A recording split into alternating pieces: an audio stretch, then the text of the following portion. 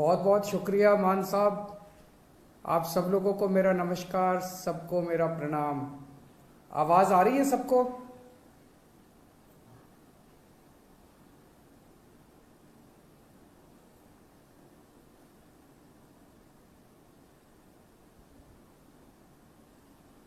मेरी आवाज ठीक से आ रही है सबको?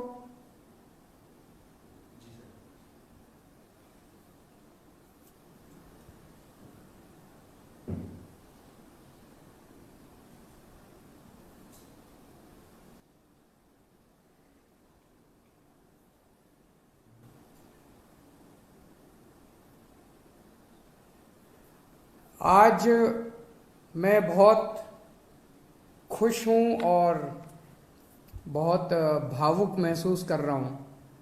उसके दो कारण हैं।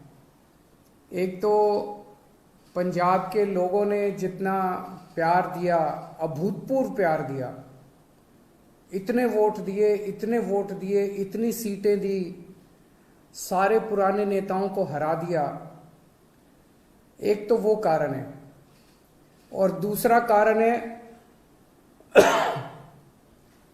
जिस तरह से पिछले कुछ दिनों में मान साहब ने जबरदस्त काम करके दिखाया है पंजाब के अंदर।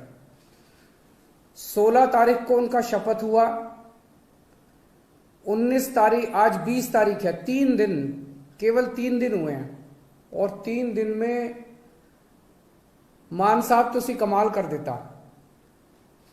सारे पंजाब क्या पूरे देश में मान साहब की चर्चा हो रही है कि क्या गजब का काम मान साहब ने करके दिखाया है। We are really proud of you Mann Sahab. जिस तरह से आपने ओथ के वक्त पूरे पंजाब के लोगों को बुलाया, 3 करोड़ पंजाब के लोगों ने शपथ ली।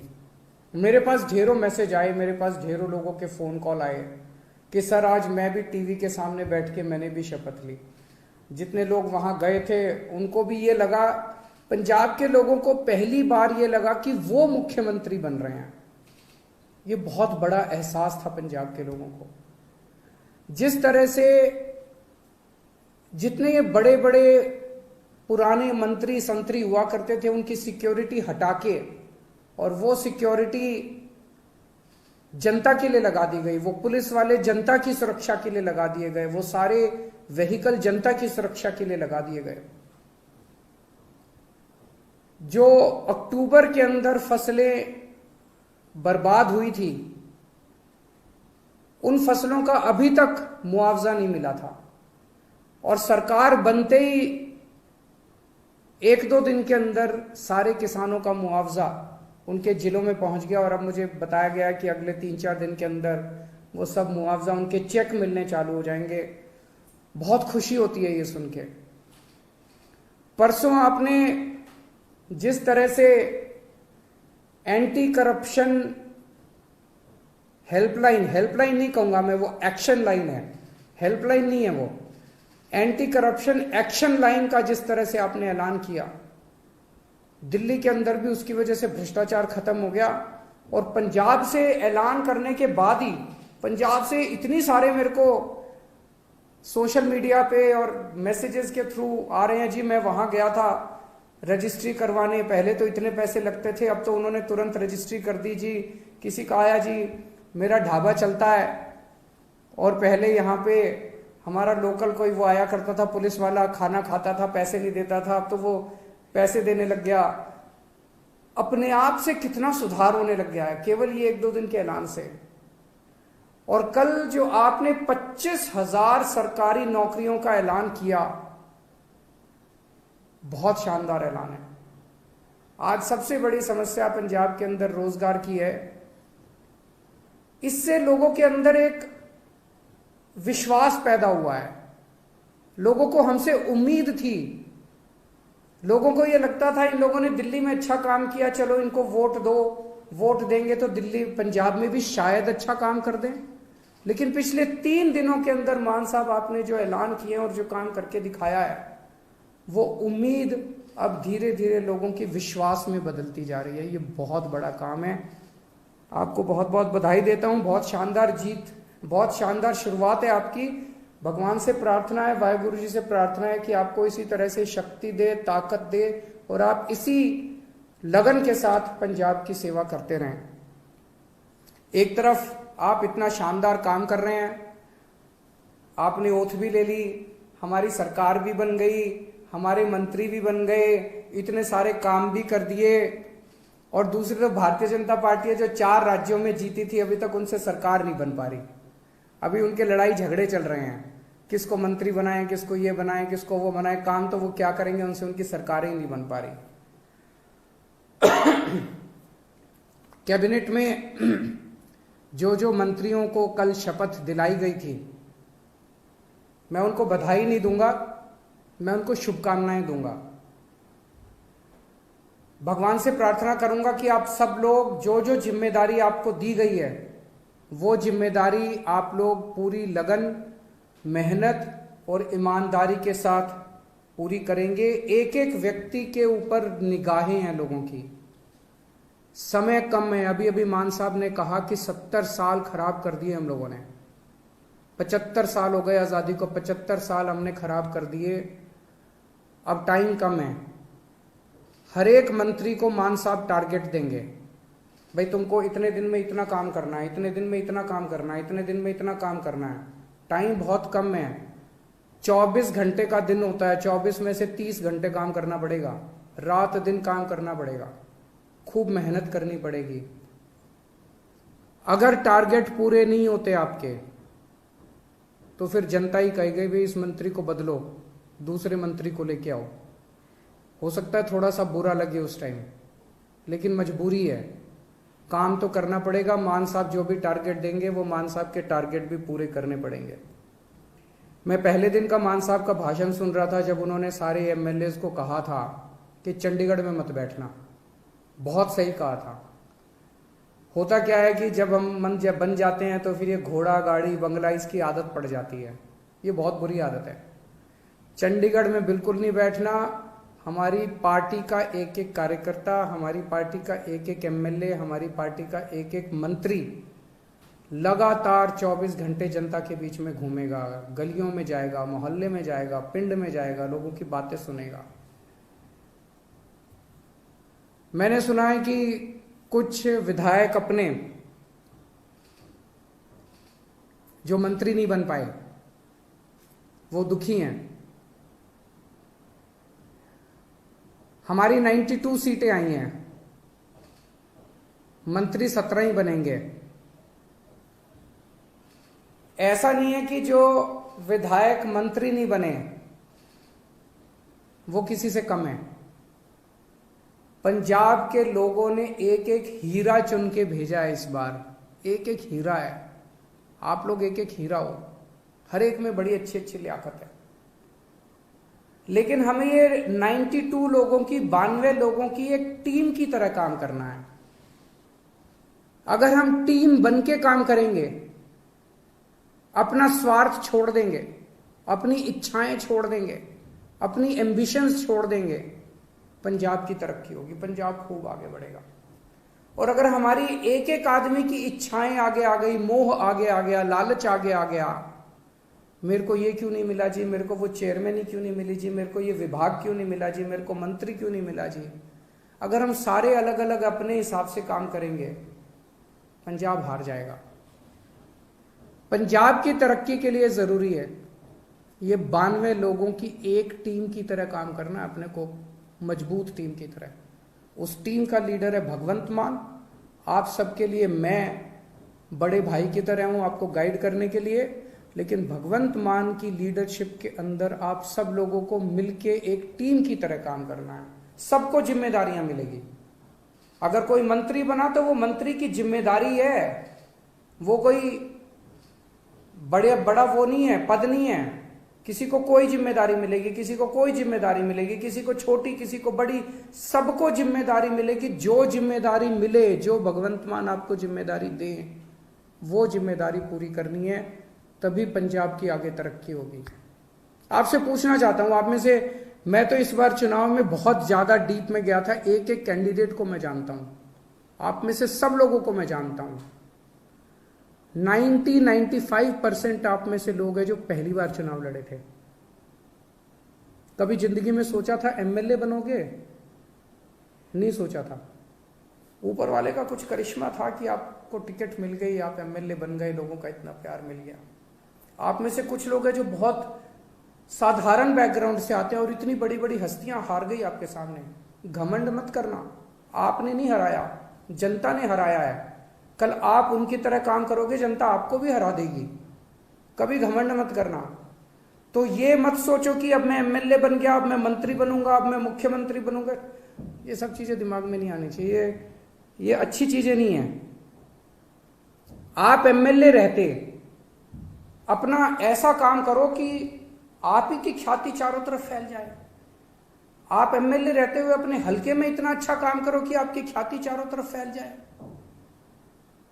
लोग आपको इतना प्यार करने लगे।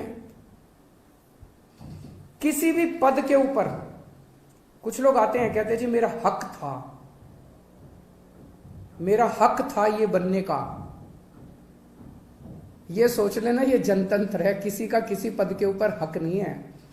जिस दिन जनता नाराज हो गई, 2 मिनट में मुख्यमंत्री को भी हटा देती है और 2 मिनट में एमएलए को भी हटा देती है।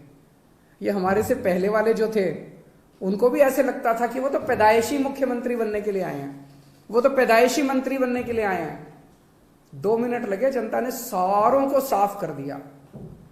ऐसा ना कर देना कि अगली बार जनता हमें साफ करने के लिए तत्पर रहे। हमें ऐसा करना है कि जनता जिंदगी भर हमारे को प्यार करे, हमें जनता का दिल जीतना है। लोगों के अगर काम कराने हो तो आप जरूर अपने मुख्यमंत्री से मिलने के लिए जाना। लोगों के लिए काम कराने हो लोगों के, तो आप जरूर अपने मंत्रियों से मिलने जाना। लेकिन किसी अपने हलके के डीसी और एसपी और थानेदार की पोस्टिंग कराने मत जाना। मैंने सुना है पहले पंजाब में अभी तक ये सिस्टम चलता था कि अपने इलाके की अपने हिसाब से थानेदार की पोस्टिंग कराई, अपने हिसाब से एसपी की पोस्टिंग कराई और फिर मिलके बांट के सारा सिस्टम चलता था। मान साहब, उनका मंत्रिमंडल, सब लोग मिलके अपने हिसाब से अच्छे अच्छे लोगों की, ईमानदार अफसरों की पोस्टिंग करेंगे। वो पोस्टिंग करें। अगर कोई अफसर आपका काम ना, जनता का काम ना करे, आप ये शिकायत लेके जाओ। लेकिन किसी की अपने हलके के पोस्ट, एसपी की और थानेदार की और डीसी की पोस्टिंग कराना, वो मान साहब के ऊपर छोड़ दो, वो करेंगे। मंत्रियों के ऊपर छोड़ दो, वो करेंगे। और अगर कोई करप्शन करे तो वो बताओ। सबसे जरूरी चीज हमारे लिए ईमानदारी से काम करना है। हमने बार बार अपने चुनाव प्रचार में कहा कि हमारी कट्टर ईमानदार पार्टी है, हम एक कट्टर ईमानदार सरकार बनाएंगे। भगवंत मान एक कट्टर ईमानदार आदमी है, लोग हमसे उम्मीद करते हैं। मैं कुछ भी बर्दाश्त कर सकता हूं, बेईमानी बर्दाश्त नहीं कर सकता, पैसे की चोरी बर्दाश्त नहीं कर सकता, जनता के पैसे की चोरी बर्दाश्त नहीं कर सकता। तो अगर मेरे को पता चला, मान साहब को पता चला कि कहीं किसी ने कुछ गड़बड़ की, तो फिर एक भी मौका नहीं देंगे। वहां मौके की कोई गुंजाइश नहीं है। आपको हमने जो काम दिया, आपने टारगेट पूरा नहीं किया, हम आपको 1 मौका देंगे, 2 मौका देंगे। लेकिन अगर आपने कहीं गड़बड़ की तो पहले मौके में ही सख्त से सख्त सजा मिलेगी। जो सजा जनता को मिलती है उससे दुगनी सजा अपने वालों को मिलेगी। जनता ने बहुत भरोसा किया है, जनता के भरोसे को तोड़ नहीं सकते। बेईमानी मत करना, और कुछ भी कर लेना, बेईमानी मत करना और जनता के साथ बदतमीजी मत करना। अभी मान साहब ने भी इसका जिक्र किया। मैं देख रहा हूं सोशल मीडिया पे हमारे कई एमएलए साथी, विधायक लोग इंस्पेक्शन कर रहे हैं इधर उधर। बहुत अच्छी बात है, मुझे बेहद खुशी है। आप लोग अस्पताल में जा रहे हो, लोकल स्कूल में जा रहे हो, लोकल तहसीलदार के दफ्तर में जा रहे हो, जाओ, खूब जाओ, बहुत अच्छी बात है। यही करना है अपने को। एक ही चीज का ध्यान रखो, बदतमीजी मत करो। मैंने एक देखा, एक बंदा किसी थानेदार को कह रहा है तेनू पुट्ठा टांग देंगा। ये भाषा हमें शोभा नहीं देती। ये कहने की क्या जरूरत है? अब तो तुम विधायक बन गए, अब तो मुख्यमंत्री तुम्हारा है, अब तो मंत्री तुम्हारे हैं। तुम चाहो तो 2 मिनट में उनको पुट्ठा टांग सकते हो। जिस दिन टांगने की, अब तो तुम्हारे पास कलम की ताकत है, कलम की ताकत से कुछ भी कर सकते हो। कहने की क्या जरूरत है?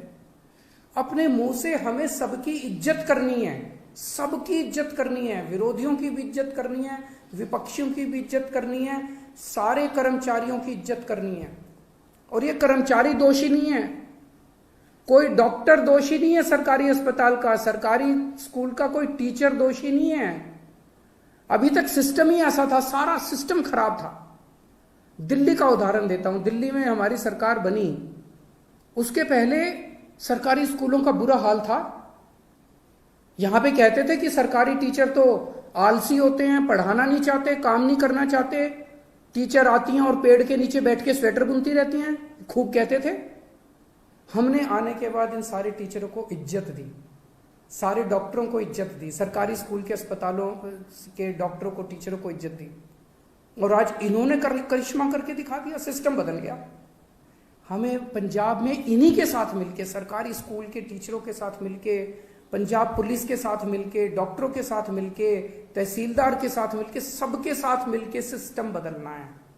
आप देख रहे हो ना, इतनी सारी सोशल मीडिया पे आ रही है कि सिस्टम ऑलरेडी बदलना चालू हो गया। तहसीलदार ने ऑलरेडी सिस्टम बदल दिया, पैसे लेना बंद कर दिया है, इधर उधर सबने पैसे लेने। सिस्टम बदलना है अपने को, सबको जाके, कोई भी सबको जाके हाथ जोड़ के बात करनी है अपने को कि भाई साहब जमाना बदल गया, अब आप भी बदल जाओ। बस अगर कोई गलत काम कर रहा है, आपके कहने के बाद भी गलत काम कर रहा है, मुख्यमंत्री को जाके बोलो, जो एक्शन लेना होगा लेंगे। अपने मुंह से कुछ नहीं गलत शब्द बोलने हैं, वो बहुत जरूरी है। सबको साथ लेके चलना है। इस बार अपने को इतना प्यार मिला है पंजाब की जनता से। मेरे को पता चला कई दूसरी पार्टियों के नेता, उनके घर में उनकी बीवियों ने और उनके बच्चों ने हमको वोट पाई है। सोच सकते हो, हमें 5 साल के अंदर लोगों का इतना दिल जीतना है, 3 करोड़ पंजाबियों का दिल जीतना है कि अगली बार इनको एक भी वोट नहीं पड़नी चाहिए। अभी तो इनके बच्चों ने और बीवियों ने डाली, अगली बार इनके वोट भी हम ही पड़ेंगे। अपने को ऐसा माहौल तैयार करना है। मैं अंत में सभी पंजाब के लोगों को बहुत बहुत बधाई देता हूं ये इनकलाब लाने के लिए। सभी हमारे वॉलंटियर्स को, बहुत मेहनत की हमारे वॉलंटियर्स ने, रात दिन एक कर दिया, बिना किसी ख्वाहिश के, निस्वार्थ भाव से पंजाब के लिए। उन सभी वॉलंटियर्स को मैं सलाम करता हूं।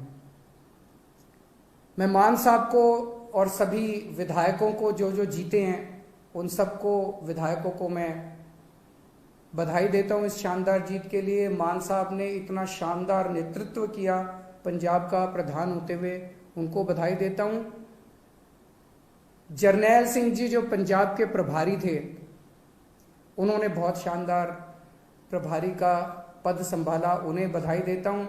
राघव चड्ढा जी जिन्होंने पूरे पंजाब कैंपेन के अंदर सह प्रभारी का बहुत अच्छा काम किया, उन्हें बधाई देता हूं।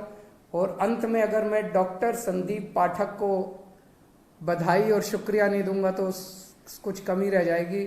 उन्होंने पीठ पीछे रह के जिस तरह से शानदार संगठन तैयार किया, शानदार कैंपेन डिजाइन किए, शानदार पूरा पंजाब का कैंपेन संभाला, मैं उन्हें बधाई देता हूं। और उम्मीद करता हूं कि आने वाले 5 साल के अंदर हम सब मिलके पंजाब को ठीक करेंगे। बहुत बहुत शुक्रिया। वाहिगुरु जी का खालसा, वाहिगुरु जी की फतेह।